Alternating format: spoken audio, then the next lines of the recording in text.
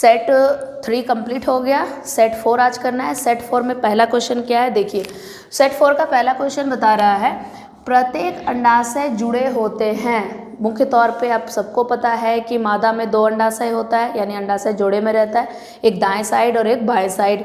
तो वो जो अंडाशय रहता है वो किससे जुड़ा रहता है वही आपको बताना है। जो यहाँ पर ऑप्शन दिया है, जो विकल्प दिया है उसमें से बताना है कि किससे जुड़ा रहता है। तो पहले आपका दिया है ए में श्रोणि भित्ति तथा गर्भाशय से, यानी pelvic walls and the uterus. दूसरा है अंडवाहिनी नलिका से। तीसरा है गर्भाशय बुधन से, यानी वो जो एक अंड नली के सामने एक ये फनल नहीं निकला होता है कीप जैसा, उससे। या फिर ऑल ऑफ द अबव, लगता है कि उपरोक्त सभी, ये तीनों सही है, तीनों से जुड़ा रहता है। या फिर किससे जुड़ा रहता है, क्या सही जवाब होगा? Option A, option A is the right answer. A सही जवाब है। क्या सही जवाब है, क्यों ये सही जवाब है वो जानिए।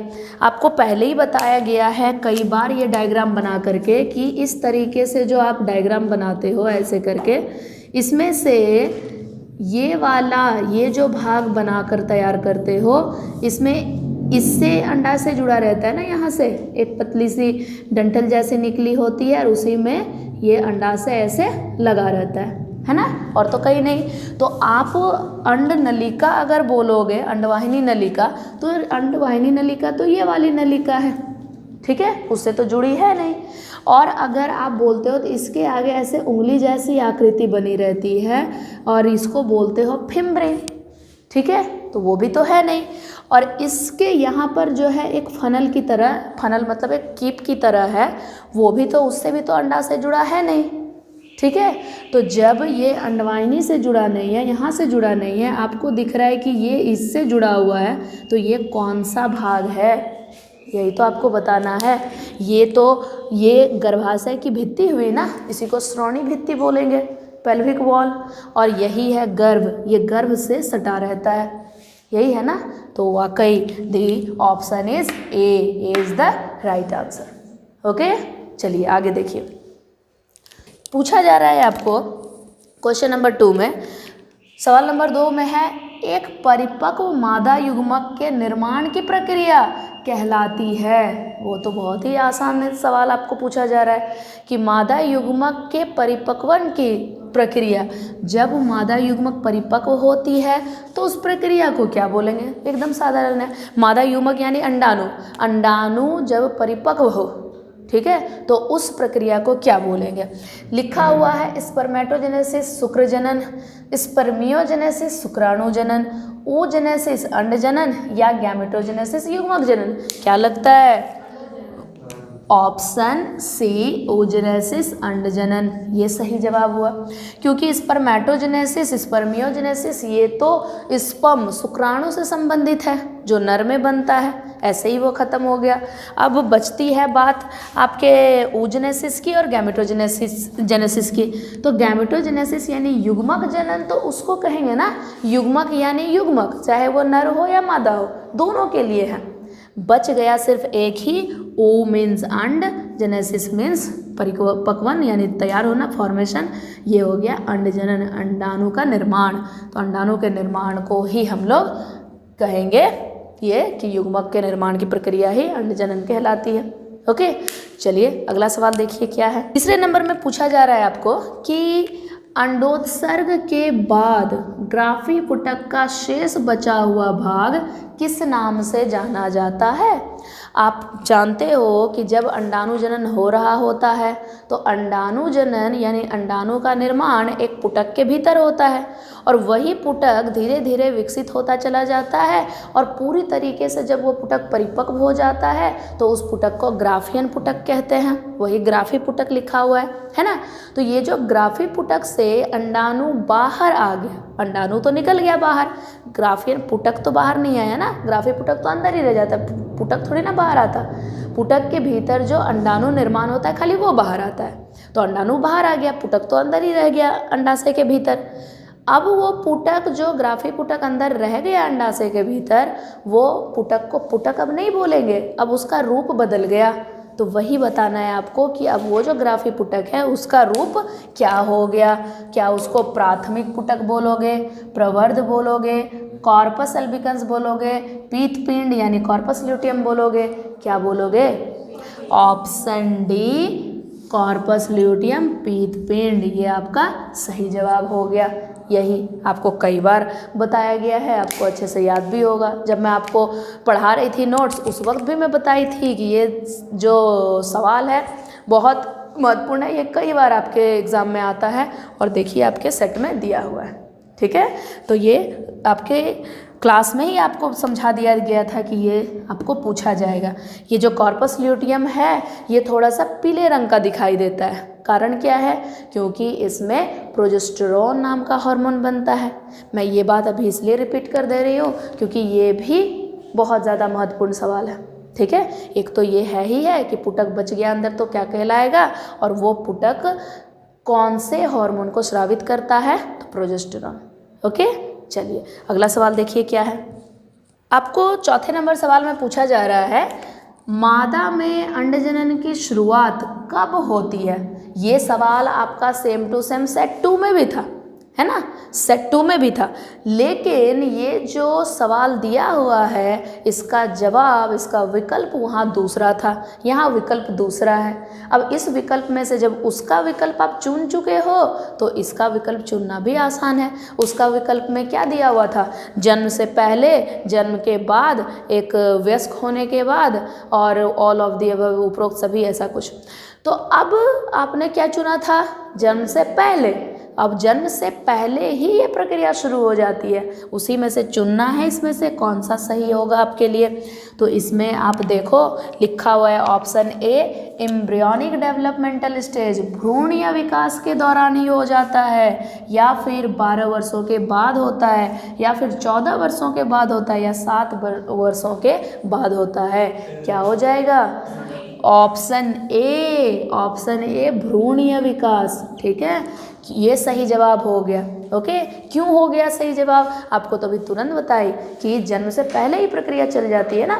तो जन्म से पहले यानी अभी बच्ची जो माँ के गर्भ में ही है, अभी उसका जन्म नहीं हुआ, अभी तो वो भ्रूण है। ओके, तो जब वो भ्रूण होती है, जब वो भ्रूणीय विकास हो रहा होता है उस बच्ची का, उसी दौरान ये प्रक्रिया शुरू हो जाती है।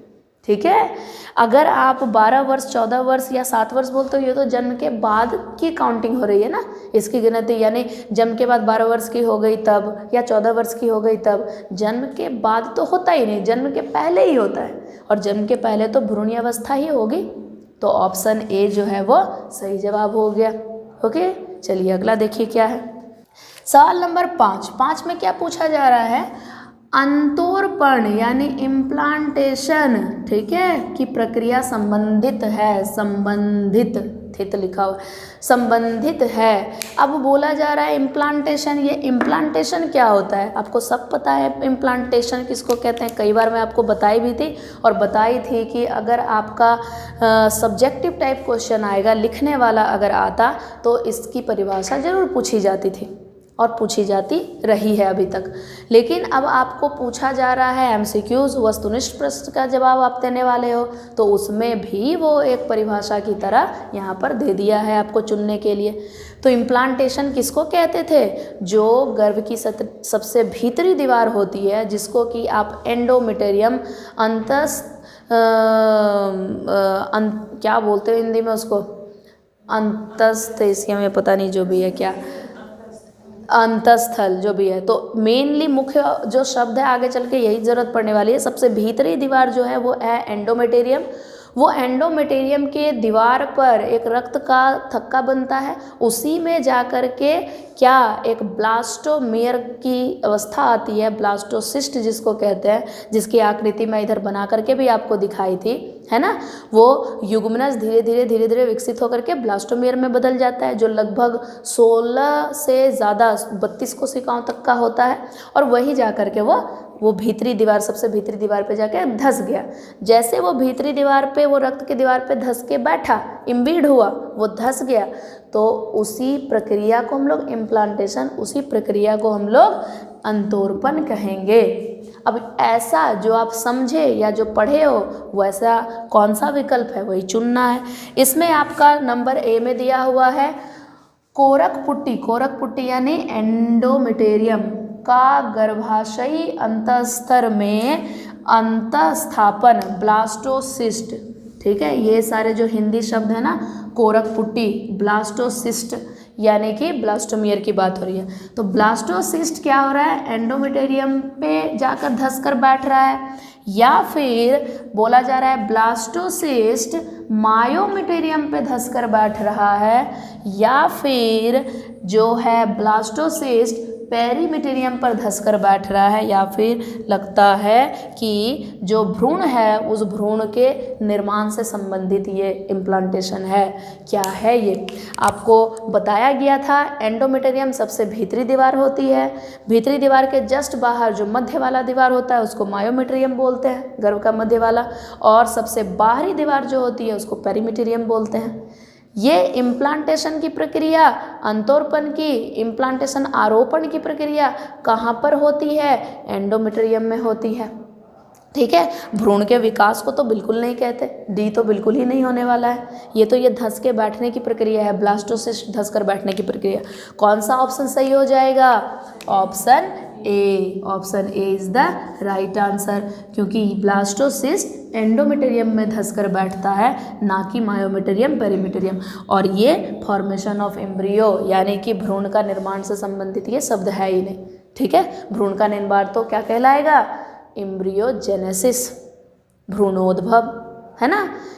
फॉर्मेशन, अगर यही सवाल आपको दे देगा उलट कर कि यहाँ पर सवाल बना दिया इसको फॉर्मेशन ऑफ एम्ब्रियो, ठीक है, भ्रूणीय विकास या भ्रूण का निर्माण क्या कहलाएगा, नीचे बहुत सारे शब्द दिए हैं, युग्मक जनन, भ्रूणोद्भव, भ्रूण जनन और तरह तरह से चीज़ें। तो मुख्य तौर पे कौन से शब्द इसमें चुने जाएंगे, भ्रूणोद्भव, एम्ब्रियोजेनेसिस। ये भी बहुत इंपॉर्टेंट है, ये भी सवाल पूछा जाता है।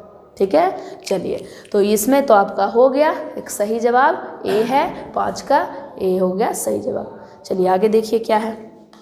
सवाल नंबर 6 में क्या पूछा जा रहा है, ऑक्सीटोसिन सहायक है। ऑक्सीटोसिन के बारे में आपको बताया गया था कि जब बच्चे का जन्म होने वाला होता है उस वक्त तो ऑक्सीटोसिन और वैसोप्रेसिन 2 ऐसे खास हार्मोन निकलते हैं, स्रावित होते हैं, जिससे कि जो गर्भ की दीवार है उसमें संकुचन पैदा होती है और बच्चे का जन्म होता है। तो आपका जो सामने विकल्प दिया है उस विकल्प में से ही बताना है कि ऑक्सीटोसिन क्या क्या चीज़ में मदद कर रहा है।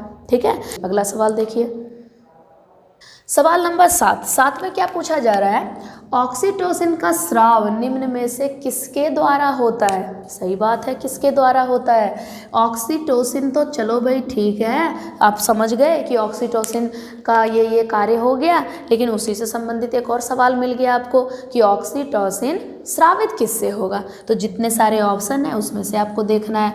पहला लिखा हुआ है पीयूष ग्रंथि, दूसरा लिखा है अधिवृक्क ग्रंथि, यानी वृक्क के ऊपर जो ग्रंथि होती है उसको एड्रेनल ग्लैंड बोलते हैं, वही अधिवृक्क ग्रंथि कहलाता है। पैनक्रियाज, अग्नाशय, जान ही रहे हो, ये पाचन का एक भाग है पाचन तंत्र का, और ये उपस्थित होता है जस्ट अग्नाशय, ये अमाशय जस्ट अग्नाशय के नीचे रहता है, पत्ते जैसी आकृति है। और थाइमस ये होती है हमारे गले में उपस्थित रहती है, थाइमस की ग्रंथि। अब बात आती है कि ये ऑक्सीटोसिन स्रावित किससे होता है, तो यहाँ पर अधिवृक्क ग्रंथि, अग्नाशय, थाइमस, ये सब ऐसी ग्रंथि है जिसमें कि जनन हार्मोन स्रावित होता ही नहीं है। ठीक है, जनन हार्मोन स्रावित होता है सिर्फ और सिर्फ पीयूष ग्रंथि से, और वही पीयूष ग्रंथि ही जा कर के वो जनन भाग पे कार्य करता है और जनन अंग से नए नए तरह तरह के हार्मोन स्रावित होते हैं। ठीक है, तो ऑप्शन ए हो गया आपका सही जवाब, पीयूष ग्रंथि। ठीक है, चलिए आगे देखिए, सवाल नंबर 8 में क्या पूछा जा रहा है, इन्नेट इम्यूनिटी यानी सहज प्रतिरक्षा निम्न में से किसका उदाहरण है? उदाहरण तो इसमें से बाद में चुनोगे, पहले आपको समझना है कि ये इन्नेट इम्यूनिटी होती क्या है। ये तो कई बार आप सुन चुके हो और कई बार मैं समझा चुकी हूँ। ये जो सहज प्रतिरक्षा है, यानी कि जब आपका जन्म होता है, जन्म के समय से ही माता पिता से ही जो प्रतिरक्षा की क्षमता आप में आती है वही हो गया सहज प्रतिरक्षा, वही हो गया इन्नेट इम्यूनिटी। जैसे कि जन्म से ही आपके मुंह में सलाइवा है, आपके मुंह में लार बन रहा है, तो लार कैसे एक इम्यूनिटी का भाग है, कैसे एक प्रतिरक्षा का भाग है? भाग ऐसे है कि कोई भी चीज़ जब आप कुछ खाते हो उसमें अगर कोई जीवाणु उपस्थित है तो उसको मारेगा, तो प्रतिरक्षा का वो भाग है। आपकी जो शरीर के ऊपर त्वचा मिली है ये भी प्रतिरक्षा का भाग है। कैसे कि बाहरी तत्व आपके शरीर में तब ना जाएगा जब ये त्वचा से उसको पार होना होगा। ये तो त्वचा ही सब रोक दिया ना, बाहरी कोई भी जीवाणु विषाणु को सबसे पहले तो त्वचा ही रोक दे रही है, ठीक है। तो ये त्वचा आपको जन्म से ही मिला है, ऐसा नहीं है कि जन्म के बाद आपके शरीर पे त्वचा बनी, ठीक है। मुंह में लार जो है वो तब से ही है। पेट में से जो HCl बनता है वो जन्म से ही बनता है। मुंह से अगर कोई जीवाणु बच गया तो फिर पेट में जाके तो उसको मरना ही है, ओके। तो ये जन्म से ही आपके शरीर में विकसित है और ये हो गया इन्नेट इम्यूनिटी का भाग, सहज प्रतिरक्षा का भाग, ठीक है। अब ये होता कैसा है ये समझ तो आ गई बात की, हाँ भाई ये इन्नेट इम्यूनिटी मतलब ये हो गया। अब इसमें चुनना है कि सही क्या होगा। ऑप्शन ए दिया है अवशिष्ट होता है, यानी नन स्पेसिफिक टाइप है। ये क्या है मैं थोड़ा समझा दूंगी आपको। पैथोजन स्पेसिफिक रोगजनक विशिष्ट है, या फिर फास्ट रिस्पॉन्स तीव्र प्रतिक्रिया, या इसमें से कुछ भी नहीं। आपको बोला जा रहा है नन स्पेसिफिक टाइप। कहने का मतलब ये होता है कि ये कोई भी एक खास जीवाणु, खास अंग, कोई खास बाहरी तत्व पे ही कार्य करेगा, ऐसी बात नहीं है। मुंह में अगर कुछ खाना डाले हो उसमें किसी भी प्रकार का जीवाणु है या कोई चीज़ है तो वो सब पे वो चुन चुन के नहीं करेगा कि अरे ये तो वो वाली जीवाणु है, ये देखो वो वाली जीवाणु है, चुन चुन के नहीं। जो भी जीवाणु गया वो सबको मारेगा। तो नन स्पेसिफिक ही है ये। नन स्पेसिफिक यानी एक खास चीज़, स्पेसिफिक मतलब खास चीज़ को जो नहीं चुनता, ठीक है। लेकिन जैसे एक वैक्सीन की अगर बात करते हो, जो वैक्सीन हम लोग बाद में लेते हैं वो हमारे इन्नेट इम्यूनिटी का भाग नहीं है, ठीक है। इन्नेट इम्यूनिटी का भाग वैक्सीन नहीं है। वैक्सीन कोरोना के लिए हो तो वो वैक्सीन के वजह से जो हमारी प्रतिरक्षा विकसित हुई है वो कोरोना वाला वायरस आएगा तभी वो कार्य करेगा। अगर वो जीवाणु कोई आ गया, जैसे स्ट्रेप्टोकोकस निमोनिया नाम के जीवाणु अगर आपके शरीर में प्रवेश कर गई तो वो कोरोना वाला वैक्सीन का कोई असर नहीं होगा उस पर। तो वो हो गया स्पेसिफिक, वो है स्पेसिफिक यानी खास चीज़ पर ही वो कार्य कर रहा है। पर जो बचपन से ही हमारे शरीर में विकसित है, ये त्वचा चुन चुन के थोड़ी ना रोकेगी कि अरे ये तो विषाणु है, ये वाला विषाणु इसको जाने दो, ये वाली विषाणु इसको छोड़ दो। चुन चुन के तो ऐसा नहीं करेगा, वो तो सारे विषाणु सारे जीवाणु को रोकेगा ना। तो ये नन स्पेसिफिक है। नन स्पेसिफिक मतलब कोई भी खास, कोई भी पार्टिकुलर, कोई भी खास बाहरी तत्व को ये नहीं रोकता, ये सब बाहरी तत्व को रोकता है, ठीक है। वो मुंह में खाना जो डालोगे वो चुन चुन के नहीं कहेगा कि देखो इस खाने में इस प्रकार का जीवाणु है, इसको नहीं मारेंगे, इसको जाने दो। वो सब प्रकार के जीवाणु को मारने की कोशिश करेगा। और हमारे पेट में अगर कोई जीवाणु पहुंच जाता है तो उस जीवाणु को भी वो चुनकर नहीं मारेगा कि अरे ये स्ट्रेप्टोकोकस निमोनिया वाला जीवाणु इसको छोड़ दो, ये देखो उसका जीवाणु है इसको छोड़ दो, ये वाली जीवाणु इसको मारो, ठीक है। तो वही बात हो गई कि जन्म से ही जो हमारे शरीर के अंदर मिलता है वो एक नन स्पेसिफिक तो होता है। उसके अलावा और भी देखिए क्या, पैथोजन स्पेसिफिक। पैथोजन यानी जो रोगजनक आ रहा है वो उसके खास है क्या? नो, ऐसा नहीं होता। नन स्पेसिफिक मतलब नन स्पेसिफिक, किसी पर भी वो अवशिष्ट यानी किसी पे भी वो कार्य करेगा, ठीक है। वो चुन चुन के कार्य नहीं करेगा कि वो आया तो उसी को मारेंगे, तो रोगजनक विशिष्ट नहीं होगा। फास्ट रिस्पॉन्स तीव्र प्रतिक्रिया भी इसकी नहीं होती कि बड़ी तेज़ी से उसको काम मारना शुरू कर दिया, ऐसा भी नहीं होता, ठीक है। कि आपके शरीर में जीवाणु गया और उसको मारने लग गए, तुरंत नहीं करता, बहुत स्लो काम करता है, धीरे धीरे, ठीक है। तो ये फास्ट भी नहीं है, तीव्र भी नहीं है, तो नन ऑफ द एबव भी नहीं होगा क्योंकि यहाँ पे ए जो है इसको सूट कर रहा है। ए जो है अवशिष्ट, ये इस इन्नेट इम्यूनिटी से संबंधित शब्द है, ठीक है। तो यहाँ पर सही जवाब ए हो गया, नन स्पेसिफिक। ये सारे के सारे गलत हो गए, ठीक है। तो ऑप्शन ए हो गया सही जवाब, ओके। चलिए